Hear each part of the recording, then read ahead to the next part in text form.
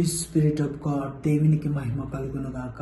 సిలువలో సాగింది యాత్ర, కరుణామయుని దయగల పాత్ర. ఇది ఎవరి కోసమో? ఈ జగతి కోసమే, ఈ జనుల కోసమే. పాలుకారు దేహం పైన పాపాత్ముల కొరడాల